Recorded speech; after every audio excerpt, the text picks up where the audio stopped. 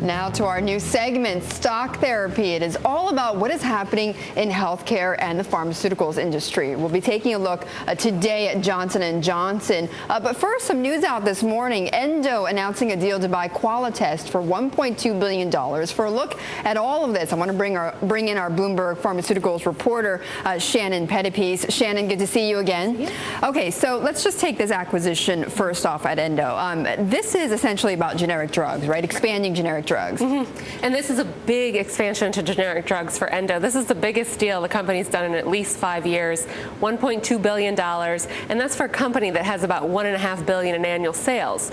So this is going to give them about an extra $500 million in revenue just in generics. So a big play, and I think we're going to see more of this in generics too. I mean, generics are soaring right now, right? Yeah, I mean, they're expanding huge. The world's biggest drugs are going to be going off patent in the next few years, and there's a lot of smaller generic players out there, so there's a lot of room for consolidation, not only among generic players, but of big pharma companies getting into generics. Okay. All right, trying to get into basically what has been competition for them. Right, yeah, an interesting change there. Okay, so Johnson & Johnson, incredible story here. I was counting out, you put together a timeline for us, and I was counting out 9 different recalls or problems with J&J medications since November 2009, and some of our viewers may be aware of them. I know we had news out about the children's Tylenol and that being recalled. The CEO is going to be in Congress tomorrow, right? He's going to be testifying about these recalls. But 9 different times in the last almost 12 months.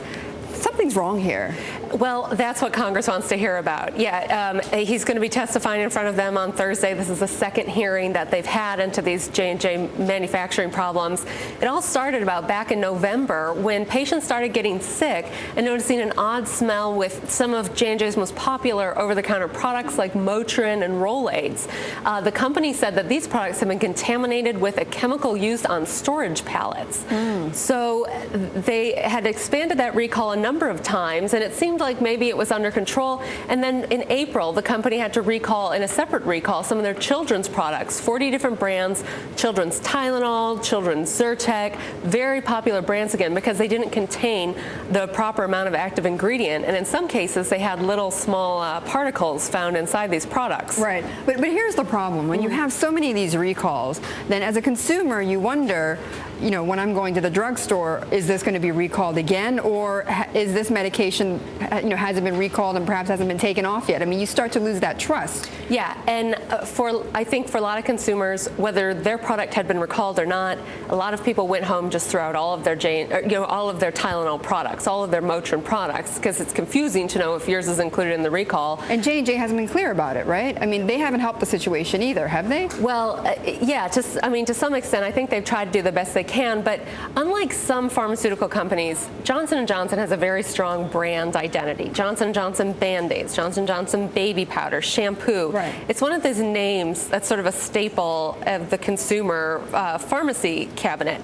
So that's why I think this is kind of, runs the risk of being particularly damaging to them, because they do have a lot of brand recognition here. Yes. Well, and also part of their brand recognition is that they went through that 1982 Tylenol recall crisis that became sort of this model for how a company is supposed to handle a recall, and here they are again, and decades later. These congressional hearings have kind of been keeping it going and not letting this issue sort of go away. Congress keeps chipping away at this and bringing it up.